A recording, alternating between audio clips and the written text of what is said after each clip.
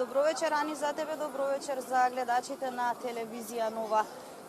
Очигледно Виена е градот кој што знае како да живее во најубавиот период од годината, односно во оние предновогодишни празници и божикни празници, каде што може на улиците да се забележи голема фреквенција на луѓе кои што очигледно ги примамува и божикните попусти кои што се наоѓаат во продавниците.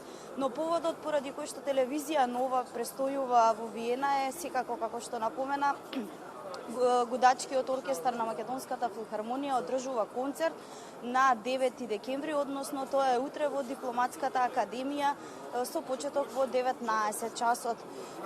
Оркестарот ќе биде под раководство на маестро диригентот Саша Николовски Ѓумар, како и солистката, истакнатата солистка од Македонија Елена Мисиркова Лоза, која што долги години живее и твори во Виена.